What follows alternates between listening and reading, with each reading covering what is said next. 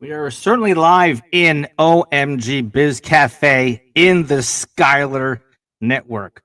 And now let's see if I don't mess up my entire recording. No, we're not going to try to do that. Okay, cancel.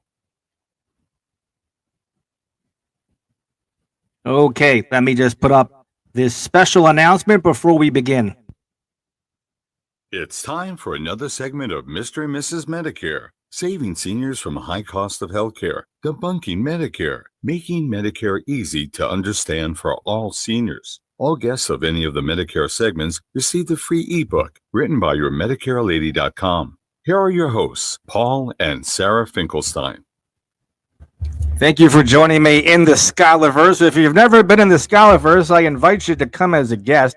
And first of all, just join me at Skylar.network. And to do that, you can go to omgtalk.com. That's omgtalk.com. And coincidentally, that's going to be the word of the day. No, that is not a word. I know OMG isn't a word, but the word of the day is online. That's the word online spelled out. Meet, MEET, and then greet, GRET. So what do those words mean to you? Online, meet, and greet.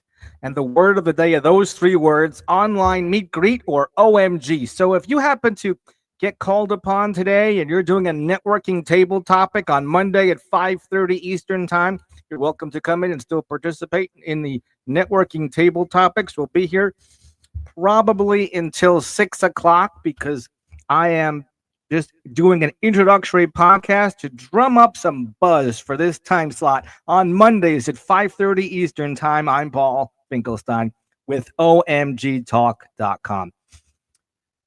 Let's also go to our inspiration for today. I have a very special inspiration. If you have not heard it yet, and chances are you have not heard it yet, is brought to you by Jimmy Valvano, the late Jimmy Valvano. And there's one particular thing that Jimmy mentioned in his ESPN talk, famous ESPN talk that you see on YouTube. You can look him up by Jimmy V, I believe. And he was talking that he got inspired when he, a long time ago, by this guy named Bob Richards. Bob Richards was the Wheaties guy from 1958, 10 years before. Well, I want to date myself a little bit, but the Wheaties guy, Bob Richards, in 1958 was the first guy on the Wheaties cereal box. And what he said, and Jimmy Valvano heard this, was the Lord loved ordinary people. The Lord loved ordinary people but he made so many of us. So what's the deal with that? If the Lord must have loved ordinary people because he made so many of us. And I love this other additional quote on top of that. Every single day, in every walk of life, ordinary people do extraordinary things. That's every single day. In every walk of life, ordinary people do extraordinary things. So thank you so much, Jimmy Valvano, the late Jimmy Valvano, for mentioning about what Bob Richards, the Wheatie guy, said back around, probably around that time. But he was on the Wheaties box in 1958. And then I'll usually start off our meetings with the Pledge of Allegiance. So I'm going to stand up, and you probably could stand up as well. And you could recite with me that I pledge allegiance to the flag of the United States of America and to the republic for which it stands, one nation under God, indivisible, with liberty and justice for all. Thank you so much for our inspiration, our pledge, and the word of the day, which is online, meet, and greet. It's three words is the word of the day: online, meet, and greet. And now we're going to go to our next topic, but I just want to check here to see if somebody is actually trying to get in to the Skylarverse for the very first time. So I'm just checking my messages in the Skylarverse, and I see that somebody might be joining us now. So we'll hold out and see if he's able to join us. But we're going to continue with the show because the show must go on. But actually, the next step is self-introduction. Make it in time which I think we have somebody there in the waiting room, as you can see. So I'm going to let him in as well. You're going to have to actually tell me how to say your name. We're in the middle of the show. So I'm going to keep you here on my live. And we have another guest here is Jeff. And we also have a guest all the way from Nigeria. And we have a guest from California. And I am here in Southeast Florida. So an self-introductory phase. So if you, I see that Jeff has his microphone on, but I don't want to butcher your name, but I think it's Ifin Yi Chuck. If you would like to put on your video and turn off your mic, and you could introduce yourself and just say your name and where you're from. And if you're, I see you got your microphone on. Are you able to put on your video?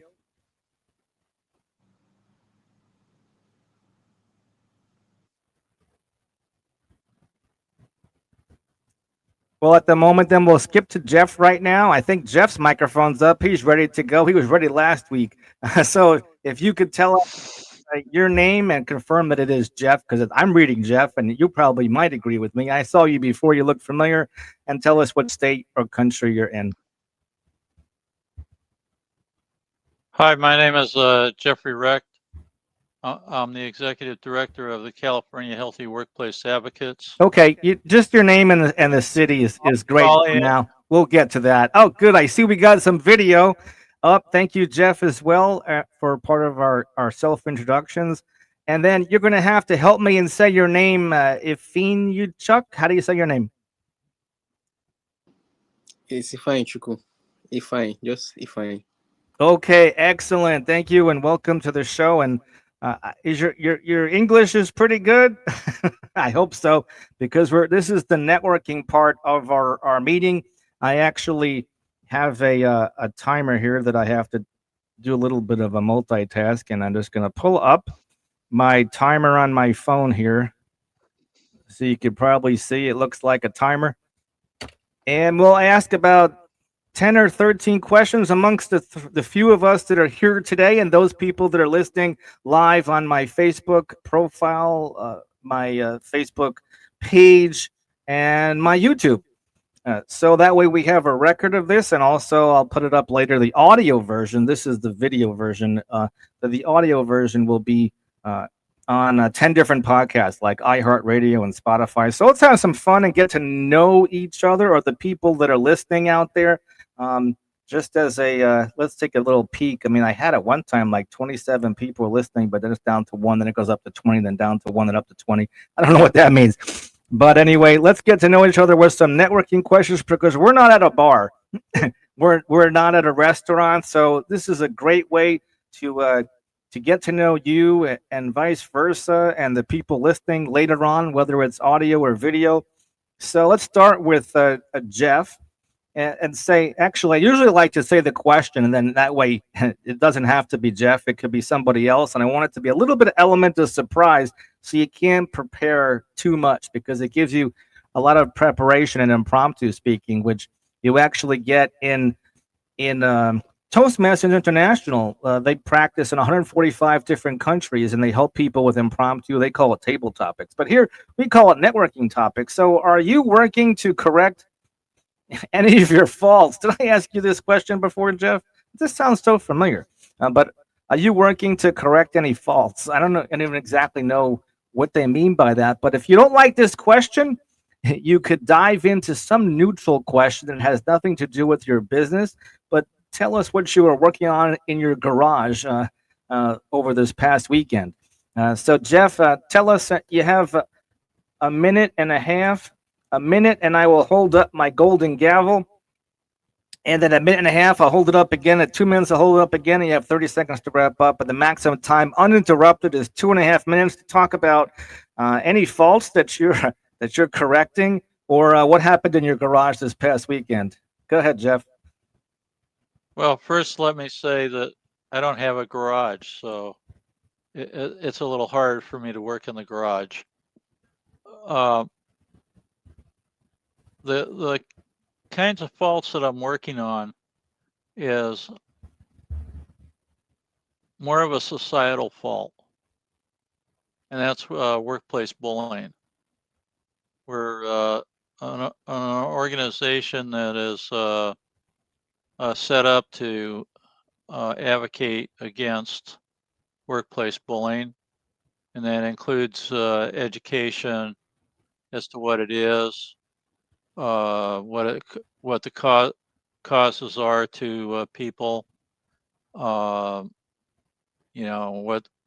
the common tactics are, all those various aspects of it. And we are right now we're trying to work on getting a law passed that would give people some responsibilities as to how to as employers as to how to handle claims from the employees and keep themselves safe from any litigation.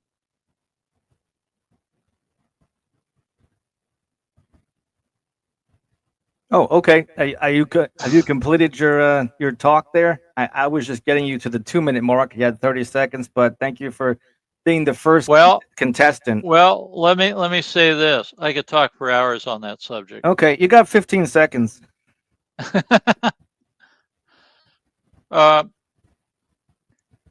Basically, what we're trying to do is we're trying to eliminate workplace bullying through laws and education to show that how bad and how it ruins people's lives. It's not something that That's is funny, like it, like the kids laugh at it when somebody does it on the playground, but it's really much more serious than that. I know that's a serious topic. I'm going to give you a thumbs up for bringing it up, and that's the end of this particular round for you. We'll go to our next contestant with our next question, and Ifinachuk, I'm going to say the best I can say, Ifinachuk. You can just call me Fates. You can call me Fates if that's hard for you. Fates? Fates? Yeah. Okay, Fates. So, if you could take a cruise anywhere around the world, where would it be? Or you could talk about your garage, if you have one. Or you could talk about if you had a dream to go on a cruise, where would you take a cruise? If you even heard of, have you had friends that ever been on a cruise before? You saw on the internet a big cruise boat. Tell us about either a cruise or something that happened in a garage that you learned how to do something. Yeah, 1 minute. Go ahead. Okay, so if I should want to go on a cruise, I think I would love to go to. I think I would love to go to the United States. Yeah, because I would love to see, what the world has to offer. I would love to see the advanced technology that they have there, the culture, the way of life, the way they live their life in the United States, and learn from the people there. And yeah, so basically, I just want to see how, I just want to see what the world has to offer and be able to learn from people the unique ways in which they do things and why they do things the way they do things. Yeah. And thank you for that. That's about the 42nd minute mark. And usually my minimum time for an impromptu talk is about 1 minute. So Jeff is obviously a pro and he could talk for 3 hours. So I really appreciate that you got to like 40 seconds is great. If you might have heard of Toastmasters International, that's been in 145 countries around the world, and they help people work on impromptu speaking. And I'm doing exactly the same thing in our networking topics, only they call it table topics, so that you could actually get practice as a business leader here.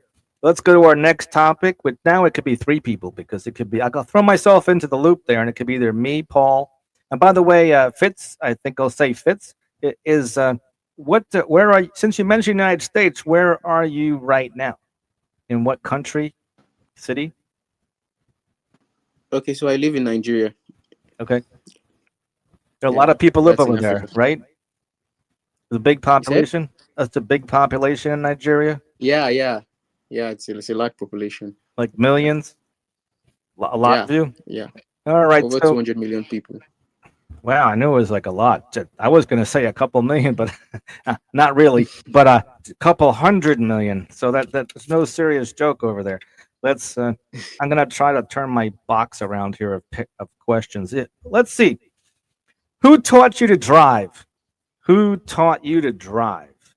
I'll take this question. Sounds like an easy question. When I learned to drive when I was 16 years old, my dad took me to a parking lot, a big parking lot at a local community college in north of the George Washington Bridge in New York, where I grew up. And in that big parking lot on a Sunday morning, there were no cars in that parking lot because it was a community school. So nobody slept at that community college. It didn't have dormitories or anything like that. And it was just a 2-year school. But there was nobody in the lot. So I guess he felt safe to put a 16-year-old driver for the first time that was legal to be able to have a permit to be able to practice driving. And I got a chance to just drive over every single parking space and every single line.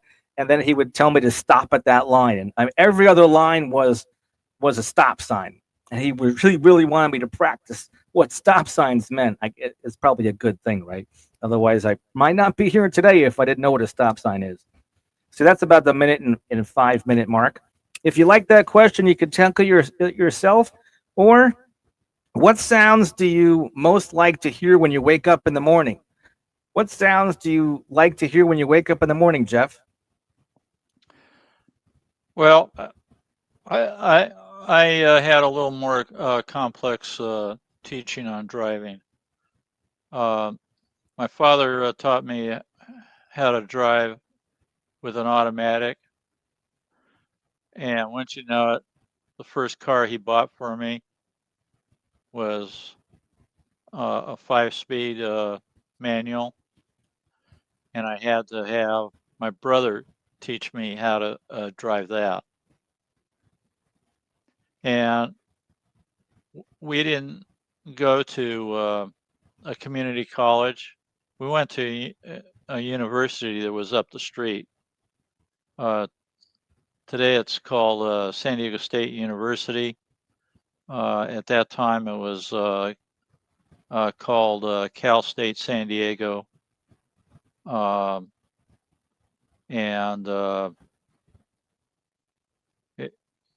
it's part of the state university's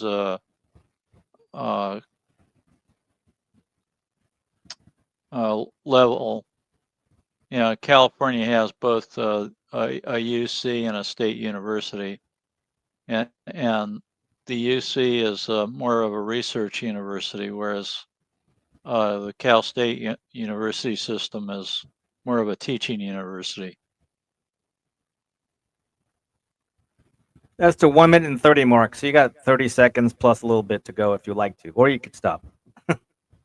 Well, I can tell you one thing.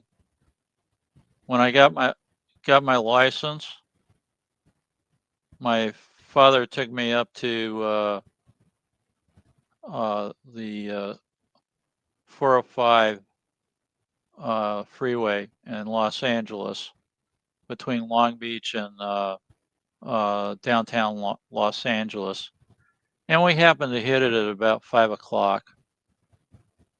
And he pulled off to the side and he says, okay, you think you know how to drive? Let me see how good your knowledge is of driving. And he had me get into the driver's side with, I don't know if you've seen Los Angeles, rush hour traffic, but you might as well be on a giant parking lot that's 5 lanes wide going each way. So So they that were was going my really test. slow. They were going really slow, right? Heck, they weren't moving. Well, thank you for sharing that. And we'll go on to our next question here for our next contestant. What's your favorite memory? What's your favorite memory from any decade? Do you have a favorite memory, Fitz? Yeah. All right. So my favorite memory is spending time with my family. I think there was a time we traveled to one of the states in Nigeria, and we just we stayed in a hotel, and we just talked, we laughed, and we visited some family members, and it's just my best memory because that was the time that I spent with all my siblings. That was like one of the times that we spent together as a family, and it's something that I would want that to happen again. But as it stands now, I don't think that's going to happen anytime soon. So that's literally like my best memory. Like it's something that when I think about it, I'm always like it makes me feel happy. Yeah. Right. That's great that there's happiness all the way over in Nigeria over there. Yeah. All right. Thank you. Our next topic up is what's your favorite quote? What is your favorite quote? I guess I should tackle this one. I'm Paul Finkelstein from the Delray Beach, Florida area, and my favorite quote. I'm just starting the timer. I want to make sure I multitask and I don't overtime myself as well. My favorite quote. Sometimes my favorite quote is a 10-letter word, and sometimes, a 10-letter word.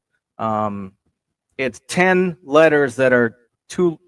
It's 10 words that are 2 letters each for 10 letters. How about that one? Okay, I got through it. But there's also 4 words that are also my favorite too, and they're both like a pep talk. The first one is, I think Dale Carnegie said it, which is, if it is to be, it is up to me. 10 2-letter words. If it is to be, it is up to me. And then the other one is 4 words, which are you can do it. You can do it. And that's 1 minute right there. Okay, I made it. Next is, if you were given 2 50-yard line tickets to any game, I guess they're assuming football, in history, which would you see, Jeff? I would have liked to seen the first few Super Bowls with the Green Bay Packers, with Bart Starr as the quarterback. That would be something. Mm-hmm. Okay, that's a short, sweet answer. Let's go to, what's the best meal that your mom ever cooked? And if it's not your mom, is it your dad, or maybe it's you? What's the best meal that you ever cooked or ever had cooked? Fitz? Okay. So the best meal my mom let me I'm gonna use my mom. So it's a traditional dish here in Nigeria. So we call it black soup, right? So and I guess you guys will not know how you won't know anything about our native dishes. So it's one of my favorite meal, and it's so nice. I it's so that's like that's basically it. Black soup. So there's like black beans in there, I'm assuming, maybe? Or something No, they else. use like there's a kind of leaf. They use 2 different kind of like plants to like make it. It's especially of plants they used to make the soup. Yeah, Excellent. Did you yeah. have soup today? Not really. Today I had rice. Yeah. All right. Okay. And our next topic up is, who would you choose to play the main characters in the movie of your life? It would be really interesting if I had to pick only the people that were in this room here, this virtual space, to be the main characters in the movie of my life. So Jeff, you get to be me in the early years when I was younger and a baby and teenager in high school, and then Fitz, you get to be me when I was 20s, 30s, 40s, 50s, and then beyond. And you could even play me when I get to be 80 and 90 one day, hopefully. Knock on wood. Not there yet. So between the two of you, you could, one of you, the old Jeff, I was going to say the older one, but, it just kind of looks obvious. I'm not bullying here. I'm just saying, I see you have more gray hair than Fitz there. All right. I'm going to stop there before I get into trouble. I'm almost at the 1 minute mark, and I'll go to, where have you seen the most beautiful sunsets, Jeff? Ooh, that's a toughie. Really?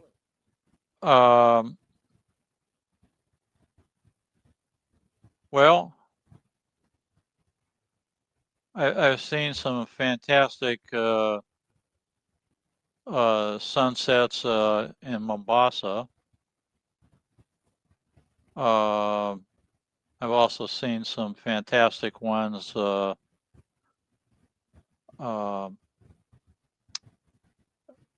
in the Mediterranean area.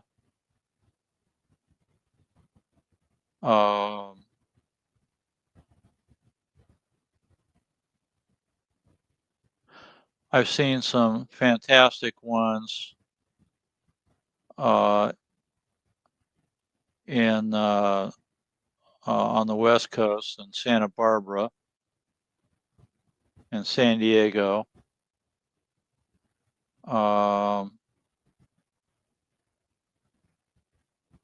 That's about it. Excellent. That I can think of. When you say fantastic, were there specific colors like lots of oranges or other colors? They're all different. Plenty of clouds and mixed with that, so they were just spectacular. No, I didn't see a whole lot of clouds, but going back to the colors, they were all different types of colors. And what's amazing is that my running partner, one of my friends, he always follows the Orion's belt. That's those 3 stars all in a line, and it goes like all the way up and down the sky. And he says eventually it's not going to be seen anymore. Soon it'll be on the other side of the world from us, maybe closer to you, Fitz. But he says that those Orion belt stars are bigger than our sun. So I wonder, what those sunsets are like, maybe in another galaxy somewhere. Who knows? But Jeff, thanks for participating with the sunsets. Did you have a last thought before we go to the next question? No. Okay. What do you love about your hometown, Fitz? What do you love about your hometown? And what's the name of your hometown? Because you don't live in Nigeria. Your city is called what? And we probably don't recognize the name. But go ahead and humor us and tell us the name of your city. Okay, so I live in Asaba, Delta State. Yeah. And what I love most about my hometown is because it's quiet. It's like it's small town. So literally everybody knows themselves. Like everyone knows each other. So it's a small town and it's quiet, it's peaceful, it's secure, it's safe, it's not loud. I don't like loud, busy places. So it's just a town it's just for me. Yeah. So that's what I love the most about my hometown. But it's pretty small, but you have internet, and it's better internet where you are than some people that are 2 minutes away from my house. Go figure. Wow. But what is the name of your internet provider in your town? Well, it's called MTN. Yeah, that's what we call it here, MTN. Okay. Is that like the phone company or the cable company or something else? Okay. Yeah. The cable company. And then Jeff, what do you like about your hometown? Well, for one thing, its nickname is the City of Trees. Well, that's Sacramento. My hometown that I was originally born in was San Diego, and I left because the city got too big, amongst other things. When I was growing up, San Diego was more of a cross between a rural farm town and a metropolitan area.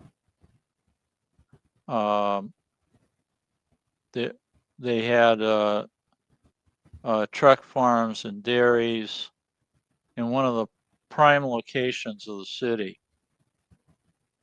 And it wasn't until I was 16 that I finally had to see the inside of a supermarket, because up until that time, we were getting our dairy products and our vegetables all directly from the farms.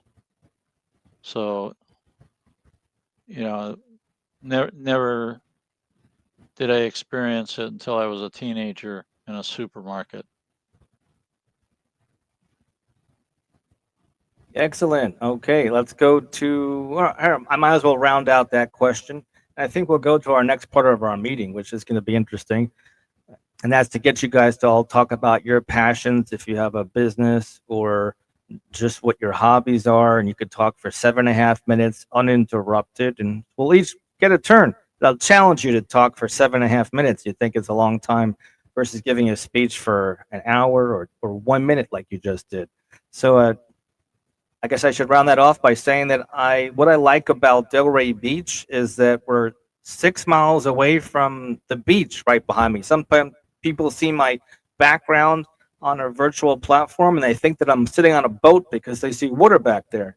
Maybe I'm on a houseboat and it's flat or something. I don't know if this makes it look like a boat, but I made this virtual platform like a beach resort, because behind us there's cabanas down by the beach, and then we have an open air theater with a pool behind it and a podium right in the middle where we are at, meeting virtually instead of having to meet in a Zoom meeting. That's boring, right? I wanted something more custom, more interesting.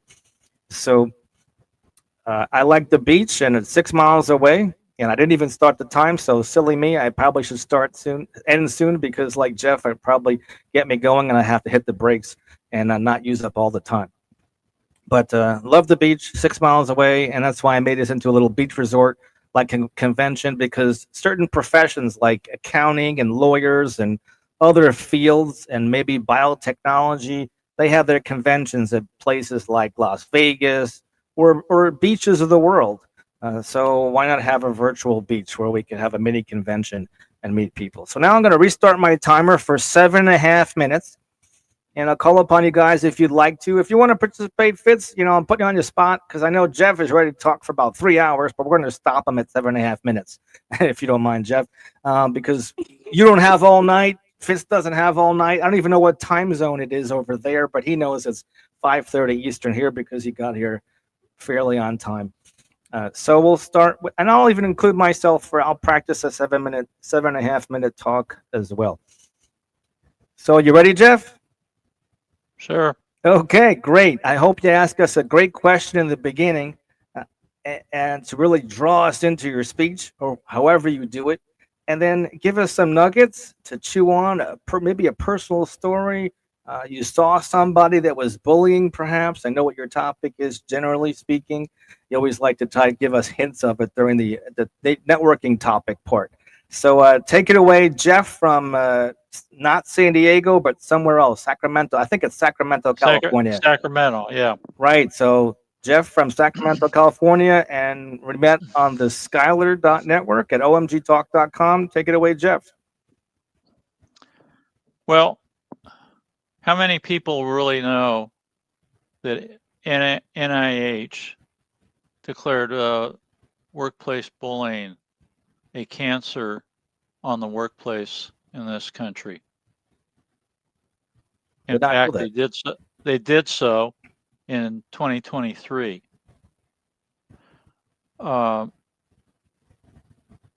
The reasons for that is that people get traumatized from being bullied, and the traumatization can lead to all kinds of dark things that people have to experience. One of the biggest issues is that they'll start off with shame and anxiety, and the anxiety comes from the fact that they don't want to come to work. They feel they don't understand why this is happening to them. And the reality is, this is our best workers that this is happening to. The real problem is that there's some long-term effects with this. There's short-term effects with this. People get PTSD from it. They get complex PTSD. They get post-traumatic embitterment syndrome from it. They can get depression. The depression can lead to suicidal tendencies. And then on the physical side, maybe 20, 30 years after it's happened, they can get heart ailments. They can get strokes. They can get cancers from the stress of it. And then there's the effects that happen to the families that, believe it or not, this is not held in our statistics on workplace bullying, because it's all under the table, so to speak, and it's really hard to quantify unless the people are open about it, which typically they're not. And that is that if you figure that most workers have families, anywhere from 1 to 2 or 3 kids at home, it's felt by everybody in the family. So the kids can get PTSD. It can lead to the kids having alcoholism, taking drugs, and all these other things that we see as societal ails. It's really ruining our society as a whole. So it's not a funny thing. It's really serious. And You're coming up at the halfway mark. That's all that was. You have plenty of time. oh, okay. So the other thing is, back at the workplace, it creates a toxic environment. And so people are in a toxic environment. People are coming in, they're going. And in the meantime, the quality of the employees are getting less and less good. And the result is the employer gets a reputation for not having a good place to work with or work from. And so the result is, as people leave, the employer spirals down in the quality of work. And with their reputation, it gets harder and harder for them to get turn that around.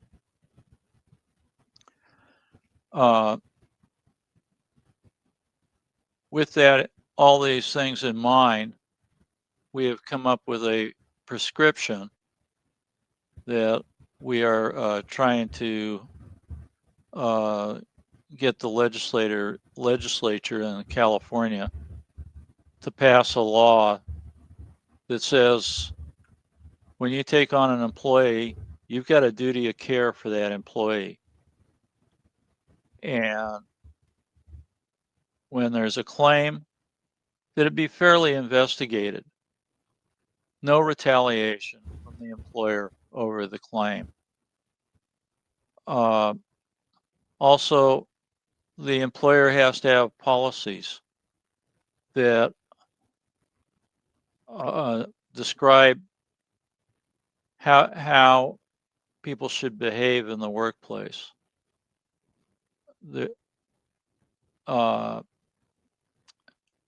And if they enforce those policies, they should enforce them.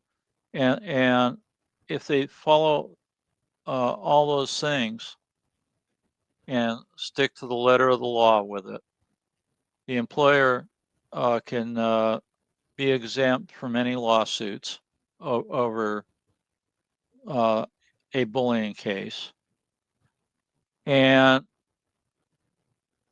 however, the bully would not be exempt, and thus the employee could actually sue the bully for damages, because there are real damages to somebody that's bullied in the workplace.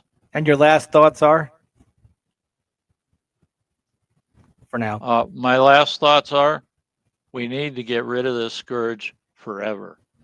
Perfect. Thank you. All right, give Jeff a round of applause. And for those people that actually ever been to a Toastmaster meeting, if this was a Toastmaster meeting, which is not, you would get extra applause, and they get us practice for the real world. But here, we'll just applause out of respect for Jeff for getting the guts to leave the ruts and giving a 7.5-minute uninterrupted talk here at OMG Biz Cafe. Next up, I'll reset the timer to 00. And Fitz, you want to play along, and maybe you could talk to us. You have like 4 minutes, and I usually wave my gavel, and then at 5 minutes I wave my gavel, and then at 6 minutes I wave my gavel, and then you have about 30 seconds to wrap up, so you can actually get up to about 7.5 minutes maximum if you get excited about a particular topic. So if there's something that's there a particular event that's exciting down there in your city, or something that happened recently that was exciting, that made you happy, like there was 500 gallons of your mom's favorite soup that would help feed the village or something, and you could talk to us about that in 7 minutes. 500 gallons is a lot of black soup. But tell us about something like maybe one of your favorite subjects in the school, and why it's your favorite subject, or if you have something else you want to talk about for 7.5 minutes that could inspire small businesses and entrepreneurs around the world. Go ahead. Okay. So first, okay, this is going to be very difficult, so but I'm going to try. So first, I want to I think what Jeff and the whole guys are doing is actually very nice, because this is something that a lot of employees experience here in Nigeria as well, and there is literally nobody to fight for them and stand up for them. Is literally like, if you don't want to do the job, you get sacked, and someone else is going to do it, irrespective. Nobody cares about your mental health and what you're going through and everything like that. As long as you're getting paid, that's the most, that's what they care about. Get paid and do the job. And it's really sad anyway. Well,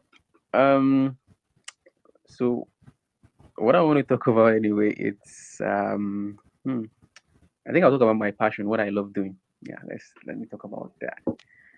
So I think discovered that I'm someone that I love working with data. Yeah, I love anything that has to do with data and artificial intelligence. Yeah, and I discovered my passion for this. I think that was 2023. Yeah, 2023. That was I worked at as an intern, an AI research intern at a National Information Technology Development Agency. It's a an organization in Nigeria here, in the capital in Nigeria. And I got to improve my skills on Python a bit. Python. I learned how to use Python to do a bit of data analysis, how to clean data, um, how to manipulate data, how to use data to tell stories and to give meaningful insights and things like that. And I also learned how to build machine learning models as well. Yeah, I learned how to build prediction models. Yeah, and computer vision models. And one thing I learned from my experience at the as an AI research intern was um, I think is the great mindset that failure is not necessarily the end. Failure is actually an opportunity to try again, to strategize and try again. Yeah, because why I say this is during my time there, I was assigned to work on a project, a computer vision model, and it was something that I've never done before. I had literally no idea about it, and I was really surprised. Like, and I told my facilitator, like, why would you give me something like this? Like, I literally don't know how to go about a project like, and he was like, oh, I should just go and I should do my research, and whatever I come up with, it's fine. And I did everything I could. I tried to get the work done before the deadline, and it wasn't successful, and I felt very bad. I felt very very bad, and I was like, why? But I talked to my facilitator, and he told me like, oh, like I should try again. That he's going to give me like extra time to like try again and do the project and everything.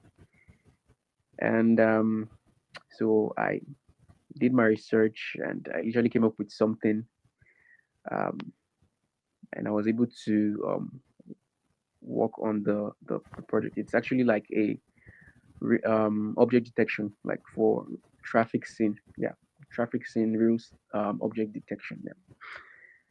So basically, what it does is that it literally sees an object and it tells you, oh, this is a bicycle, this is a pedestrian, this is a car, and this is crosswalk and other things like that. Things you would see in a traffic scene. And the whole essence of that model was to build like an autonomous vehicles. Like I think we have Tesla cars that does that, like self-driving cars. I don't know.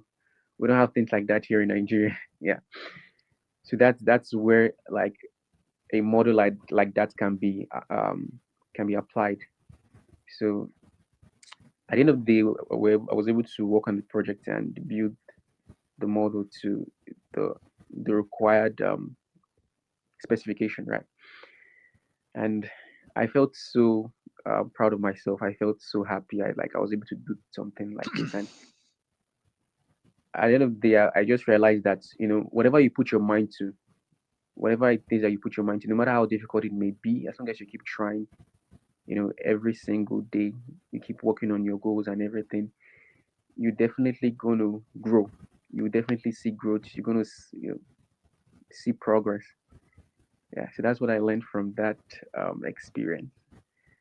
And I want to give How many minutes?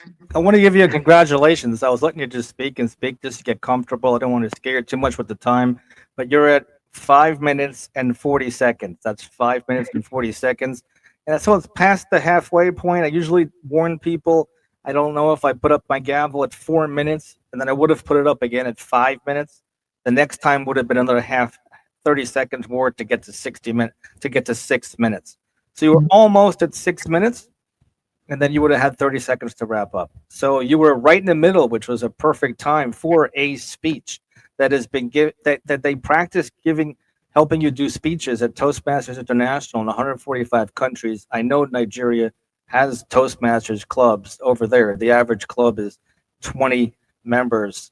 That's it. So everybody gets a chance to practice with impromptu speaking and actually giving speeches that are 5 to 7 minutes long. So our next topic up. Thank you. Let's give Fitz a round of applause. Thank you. Here's your applause. Okay, I'm clapping. Okay, and then I'll set the timer for 4 to 6 minutes, or 4 or 5 and 6, and 30 seconds to wrap up. And this guy, Paul Finkelstein, the guy that's been holding the microphone for this entire meeting, and then I had to put it on mute. So I think maybe Jeff might have heard me a couple of times when I was trying to switch hands or something, so that it was getting a little bit hard to hold it at one point.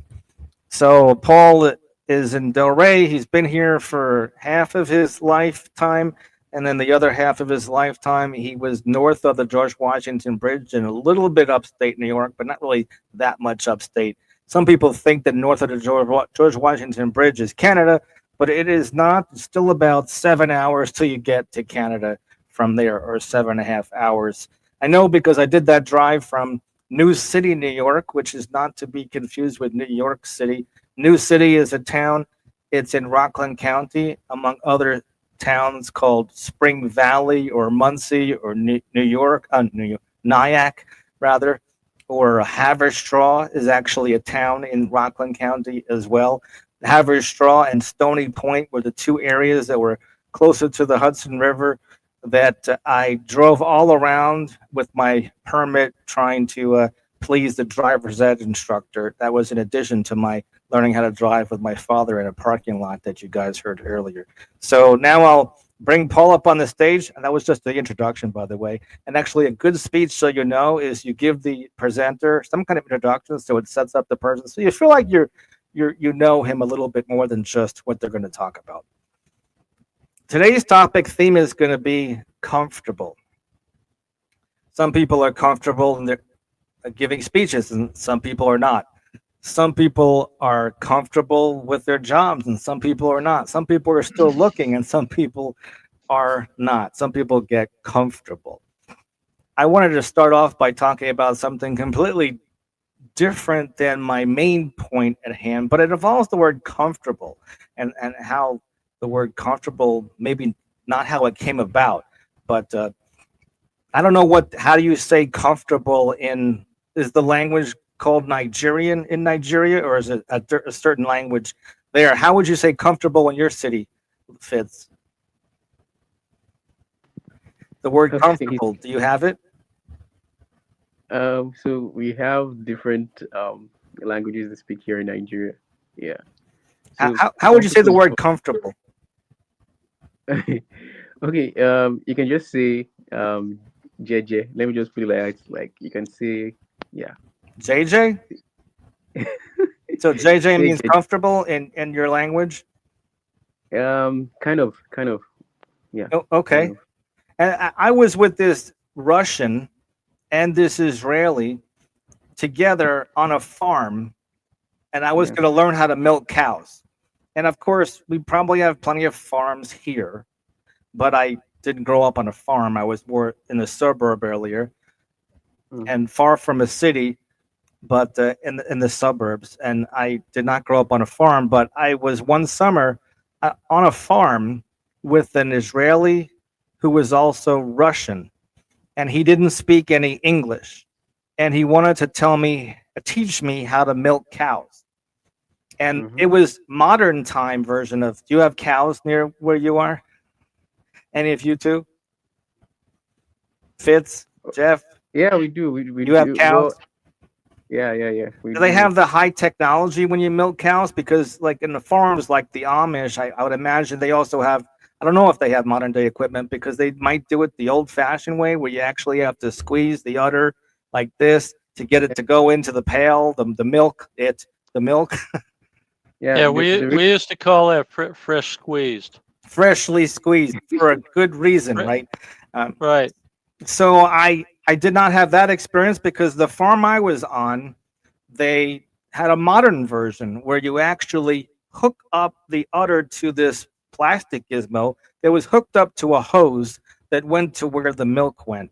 So I had to actually hook up the udder to this plastic device, and then it would milk for me. And then when it's ready, somehow it knew to unhook. I guess the cow, maybe it senses the sensitivity of the. And then what we had to do was this Russian had to teach me, when I didn't know Russian and I only knew English, that I should take this thing off and then take this other plastic device and put it on the cow that had iodine in it or something, so that it would soothe the teat of the udder of the cow. Well, it's done to keep them from getting infection. Right, exactly. And to use the theme of my talk here, do you think maybe the cow was comfortable with this device hooking up to it? Who knows? I If he doubt. was, because cows No, don't nope. speak. And if you were a cow and someone came along and put that to you, you probably would be uncomfortable. But the end goal was so that the town and the community could have milk, because somebody came up with some slogan probably that said that milk does a body good. Well, that's not even the main theme of this talk, if milk does a body good or not. It's just something whether you put in cereal, or you believe in having cereal and milk for your breakfast, or do you believe in putting milk in your coffee, or do you have hot chocolate with milk, or do you make maybe your mom made something with the black soup that had milk in it, perhaps. No, we don't put milk. You put milk in anything, something else, of course. So he taught me how to milk cows, but before doing that, he had these boots on, and I didn't realize, because I didn't grow up at a farm, that the stuff on the ground around 50 to 60 cows was not mud. I thought it was mud. Like I thought it was a farm. It's, mud, but it was poop. It was a lot of poop. And apparently cows make plenty of this poop. So he wanted me to wear these boots. And I said I had a shitty, pardon my French, I had a shitty pair of boots. I had a pair of sneakers that I could throw out, and I didn't care. And I had jeans that went down to my sneakers. And if it was bad and I went 3 feet into this poop, I could just throw it out and wash up in the shower. And I said comfortable, meaning my shoes were comfortable. And all he could say back to me was comfortable. And I said comfortable. And he said comfortable. And when you don't know the language that they know, and they don't know the language you know, we just kept saying one word back and forth. But I thought it was kind of comical and interesting to maybe tie into a story, and the fact that it was the word comfortable that I actually used. And fast forward to like at least 20 plus years, a little bit more, I met somebody in my local town over here, and the mother was living with this husband and wife who were friends with my wife, and then of course friends with both of us. And the mother only spoke Russian. So I felt like it reminded me back then when I was with this Russian on this farm learning how to milk cows, and he kept saying the word comfortable with me, that I said to the mother-in-law of our friend, or the mother as well, I said, can you tell me how to say the word comfortable? I just couldn't resist. Of course, I didn't get into maybe she could teach me how to milk cows or something and talk to me in Russian.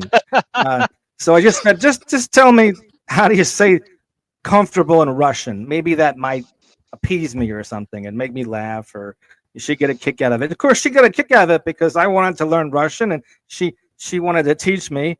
And we started with the word comfortable, and I said something like dublave or dubla something, or Google it and tell me if you can pronounce what comes up, and how do you say comfortable in Russian? And I don't even remember. I should write down the phonetic again and try to tackle it.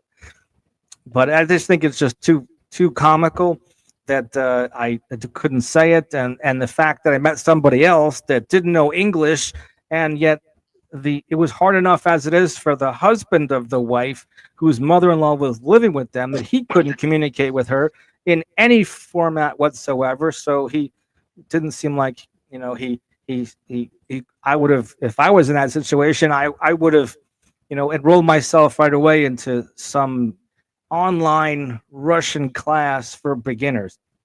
But that's just me. Now I fast forward to modern day Paul today, and I don't have a whole lot of speaking time because I went right into past 7.5 minutes by a bit.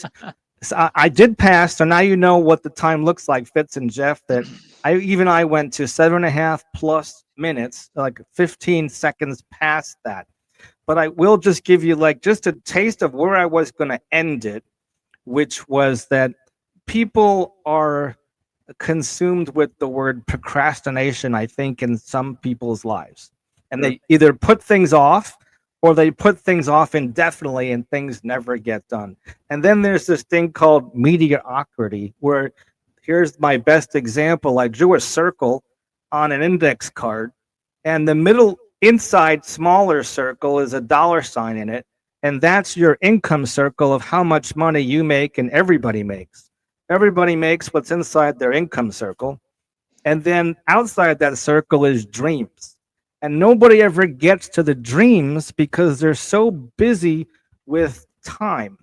Like either you have more time or you have more money. In order to get more money, you have to spend more time. And you're playing this vicious back and forth between going to work, coming home, going to work, coming home. And you're only getting as far as that income circle. And to get to the dream circle, sometimes mediocrity and procrastination just seem to get in the way of your dream circle. And most times success, bigger success than just getting a job, is to get to that dream circle, and it's outside of your income circle. So that in mind, if you know anybody that would like to get some help getting to that dream circle, this is what I was going to end on this, which is the definition that I love of success, which is success is the progressive realization of a worthwhile dream. Success is, to me, not the worthwhile endeavor of a job. I think that success of a boss is you working at that job for the rest of your life for 40 years. And then you made your boss's dream come true and you got a little bit of cash. And of course, maybe you made a living. But if you know someone that wants to kick it up a notch, like a famous old-time cook used to say, I think his name was Emerald Agassi, he'd say, kick it up a notch. And if you know someone that wants to kick it up a notch and achieve more than just a job, because sometimes they say the job is JOB, the initials for just over broke. And if I think that I'm really humbled by the term entrepreneur, of what it takes to be a business owner instead of the employee, which is an interesting topic for the future. But next up on the agenda is to go around the room and say what you liked about our meeting or what you learned from our meeting. So if you liked something or learned something, take a few moments, 45 seconds for each one, and tell us what you liked about our meeting or what you learned today at our meeting. And then bring a guest next Monday at 5:30 Eastern time. And I'm also streaming this on my Facebook, my personal, and my one Facebook page and a YouTube. So maybe that might help us get an extra guest between now and next Monday. But Jeff, you could start and tell us what's one thing that you learned or two things you learned from today and two things that you liked about this meeting. Well, I always like to listen to people from other countries and find out what their views are on various subjects. I've been a world traveler when I was younger. I spent a lot of time in various countries studying the cultures and the people. And I always found that, you know, the news that we get in this country is just a small slice of what's really happening in the outside world. And we should all pay attention to the outside world more.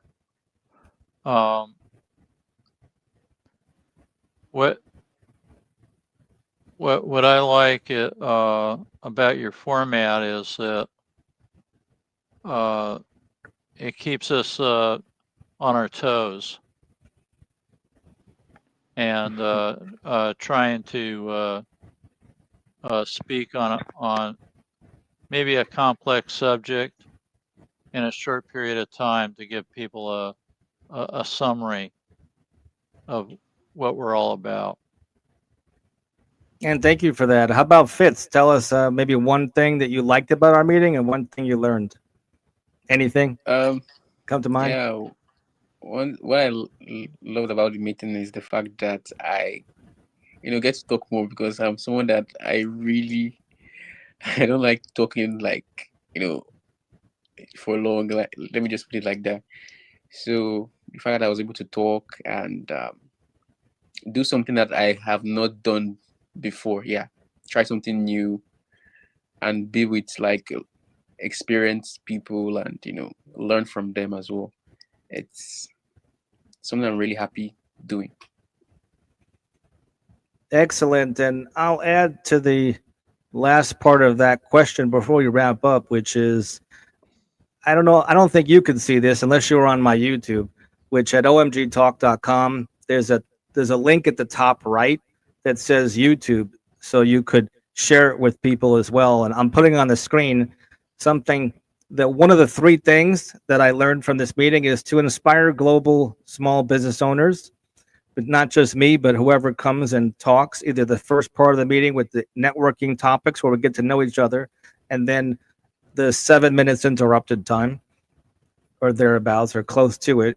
And then the second thing is networking topics that are so valuable that you could practice and have fun, and learning how to do impromptu speaking, because the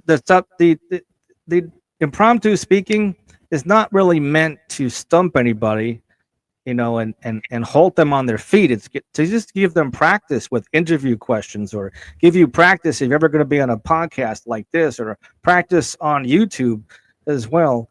These are just the skills that we could all use more practice with. And then the third thing is the speaker coaching from a distinguished Toastmaster like myself, or someone that's given 3 speeches here or at Toastmasters, could help me in offering some complimentary coaching here right at omgtalk.com. And I'm going to give you a sample. So if I were to give and set a 2-minute timer, and instead of doing one for all 3 of us, I'll hit the clock and say, fellow small business owners, entrepreneurs, most welcome guests.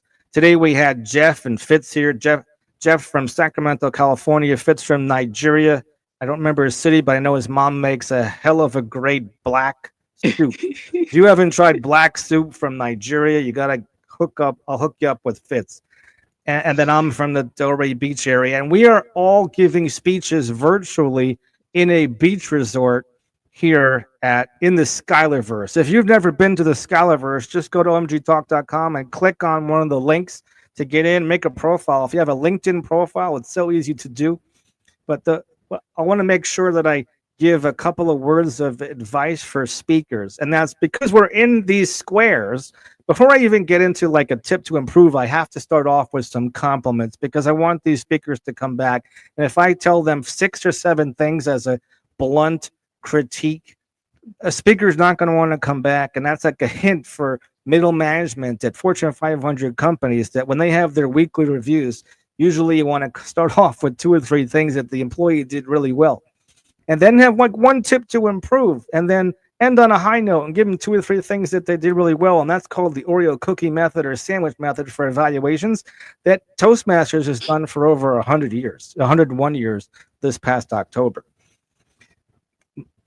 Jeff and Fitz are probably the most optimistic people on planet Earth because they came here and I didn't hear one complaint whatsoever during this entire meeting. And Fitz even managed to crack a smile all the way from Nigeria. So thank you for that. It was great to do, and it didn't cost us a penny yet anyway. Of course, though, I wouldn't mind a tip or two, but you don't have to. This is a free meeting at OMG. But there are ways to thank me as well. So bring your smile, bring your optimistic attitude. And here I'll give you a couple of tips. And that is that because we're in these squares, it's always great to try to help us stand out and make our speech and better and impactful than the next guy. And to make yourself stand out, one way is to adjust your vocal variety. Actually, try to be more awake than you feel at the moment. It might be early in the morning, it might be late in the day, and you might have just come from, sitting in traffic in LA or something for 3 hours, and you're just worn out. And if you need to do some jumping jacks before you're going to give a speech, I highly recommend doing some jumping jacks before a speech to get yourself pumped up, because the last 4 letters of the word enthusiasm, the last 4 letters are I am sold myself, or IASM. And so I am sold myself, or the last 4 letters of the word enthusiasm. And if you're sold yourself on your topic, I think you could probably get your message across in a whole lot better light by being more enthusiastic, even if what you're talking about is probably it might not be exciting topic. It might be depressing. It might be hard for people to handle, but I think that the message has to be a little bit more exciting on all of us. I'm not pointing fingers at anybody. So I would love to see definitely more enthusiasm. Everybody, I think everybody, when they start a speech, here's your $1 million gold tip for public speaking. If you could start your speech with a question, one question. I think I even encouraged Jeff to do that, and he did that. And I hope you saw the big pizzazz for starting a speech with a question really does make a difference. So it draws us in right from the very beginning of your speech. So Fitz, when you start your next speech next Monday, you literally, or the next person you meet, whether you're online or offline or in person, next time you meet a friend, at the gas station, or wherever you go, maybe you drive horses to work, or do you walk to work? I don't know. in your town over there, you got plenty of cars. We drive. We drive.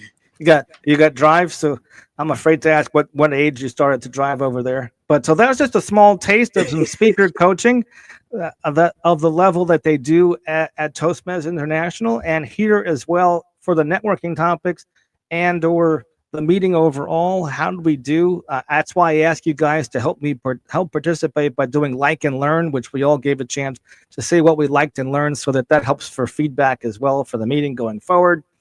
Most of it is positive, I know, but it's great to have positivity, because who wants to come back to a meeting that's not positive? So that is way past the 2-minute mark. I think I actually got to 5 minutes, but it's not an official Toastmaster meeting. It's my meeting, so I guess I could do what I want technically. And we're about at the 6:27 mark. I allowed time between 5:15 and 7. We could go early and stop for this and make it official, or we could just chit chat. I didn't turn off the live yet on my YouTube or Facebook. Do you have any last thoughts, Jeff, about the overall meeting, and or Fitz, if you want to add some comments of beyond what you liked or learned? Or is there anything with the technology? Or it was pretty easy to get into the Scalaverse, right? Did you just click on the word Scalaverse in the menu, Jeff? How did you get here? I clicked on the link that you sent me. That said join the meeting. Join the meeting. Oh, so you saved the link. So if a new person came in and you went to omgtalk.com and you clicked on one of the links to get into the Scalaverse or Scalar.network for OMG Biz Cafe, I should ask Fitz. So you're the newest person here, and you got in. You were on the Scalar network before. You found it from somewhere. Did you click on the word Scalaverse on the menu, Fitz? Yeah. I clicked on Scalaverse. Right. So if somebody from Nigeria can do it, I'm pretty sure that anybody around the world could do it if they really want to.